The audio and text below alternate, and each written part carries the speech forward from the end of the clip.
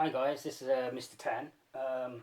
Today I'm looking at global business environment, and having just done a class today, I was asked by various students if I could video P3 and upload it to idnow.info.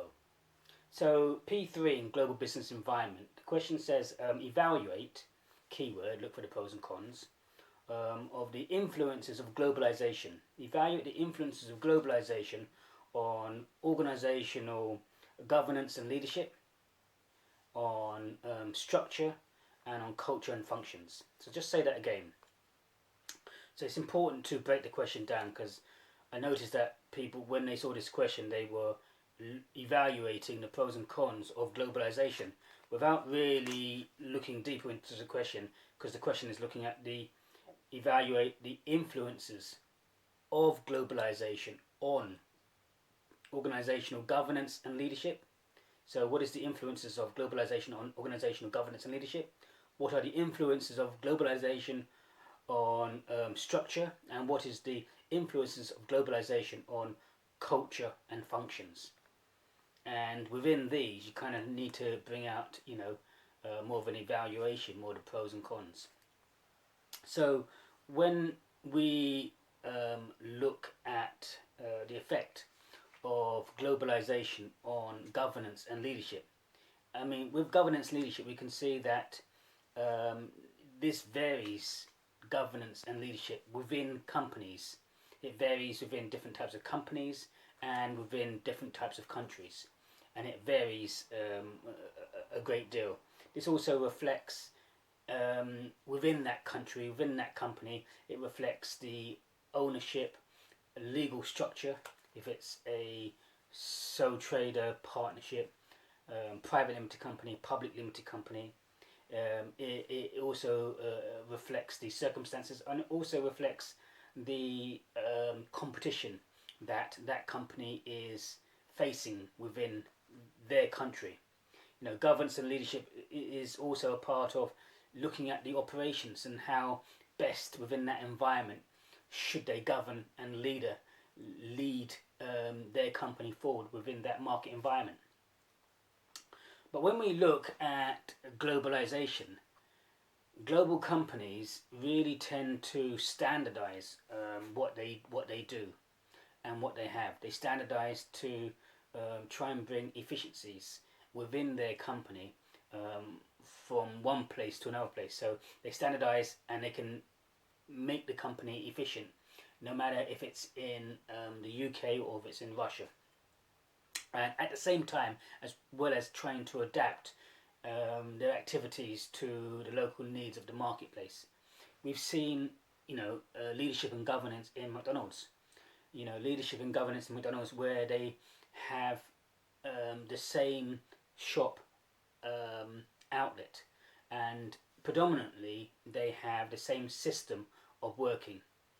So you will go to the till, and the person will either take your order and serve you, or now with the latest introduction of technology, you would take your order and then you would place in a queue, and you will get a receipt with a number on, and you'll wait in the queue. So predominantly two types of systems. They are moving more towards the technology side of the person serving you. But at the same time, the way the fries are cooked is cooked in the same way from one country to another. The way the hamburgers are cooked is the same way. The training and the systems and the practices and the processes in terms of each stage of doing each process from one country to another is the same process. They use the same meats because they have their own farms and their own cows, so they use their own meats, so they control the meat that is distributed to all the McDonald's stores. And at the same time, they cook these in the same way.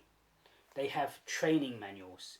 In each store has two big training manuals teaching you how to follow the procedures in terms of how to cook each product. If it's a hamburger, if it's a Big Mac, if it's a quarter pounder with cheese, without cheese, if it's a filet o fish, how to cook the fries, each process is standardized, and every McDonald's throughout the world would cook them the same way, trying to maximize the efficiency and effectiveness of what they know works and how they know it should be done to maintain the standards and the quality and to be as efficient as effective, and trying to at the same time reducing waste, therefore maximizing the profits. At the same time, McDonald's do look at the individual markets and then bring in different products for different markets. So in the UK you will have hot tea, in Italy you can have iced tea, and normally they will have a different section for making hot teas. But predominantly this whole system is using a kind of systematic, tailored systematic approach, breaking down a task, looking for the right people to do that task, motivating that person to do that right task, and identifying how that task should be carried out in a systematic way. So using that example, you can see that from a global perspective, McDonald's, which allows people to buy their franchises, adopts a systematic approach. They even have a McDonald's University to make sure that everyone is adopting the same policies and procedures and processes to maintain quality standards and to ensure that there is less waste and maximum profit for that marketplace.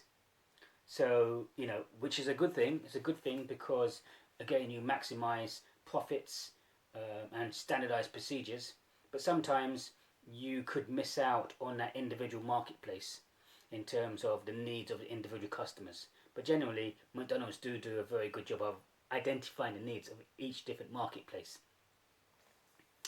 When we look at the organizational structure now, organizational structure is very, very important within a global context. If we look at the organizational structure of Apple, if you're working in many different countries, then your organizational structure needs to be good enough to take into consideration all the different countries that it's operating in.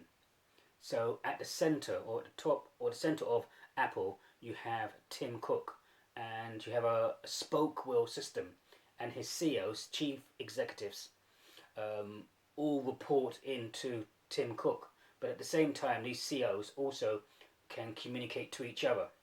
So the hardware CEO can talk to the software CEO, can talk to the marketing CEO, or the new product development CEO, and they can all be talking to each other as well as talking to Tim Cook. But then you also have a lower layer below the spoke wheel system, which is a hierarchical type section by product. So hierarchical section split by different divisions of different products. And then below that you have a loose type of matrix structure at the lower level. So within Apple itself, it's kind of evolved not just to have one structure, but kind of three different tiers of three different structures within their whole organization to adapt to a global environment. So at the top you've got the spoke wheel, the next layer down you've got a hierarchical divisional type structure, and then below that you have a loose matrix type structure. Even if we look at global companies like Toyota, Toyota obviously originates from Japan, and they expanded worldwide and are in many different countries now. And all the decisions before in Toyota were taken from Japan, and they had a centralized decision making structure and process. So even though you've got Europe, you've got the Americas, and you've got Asia, all of these regions couldn't really make any of their key decisions without having first to go back to Toyota in their head office, and then for their head office to decide, and then come back to the regional regions for them then to decide what action they can take. But again, the advantage of doing this can be seen as a positive thing, because you're maintaining control, you are knowing what's happening, and you're taking decisions from a strategic level, at a high level. However, some of the disadvantages of this is that it can be quite slow. So in Europe, competition might be reacting against you, and you know what actions you should be taking, but then you have to communicate back to your head office to then get the okay, and once they've taken the okay, then you take your action. But by then, even if you're given the go ahead, it can be too late. You're way behind your competition because you're very slow to react.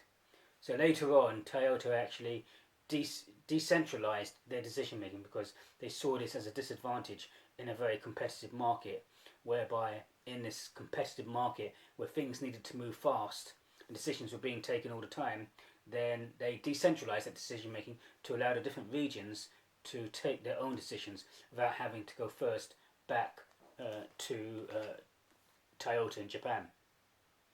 So again, we can see some advantages and disadvantages of different types of structures. When we look at the effect of or influences of globalization on cultures, when we talk about cultures, we can talk about that we've covered before in organizational behavior in terms of a role culture, a task culture, a people culture, or a person culture. And culture is within the organization is the way things are done, how we do things, how we treat our employees.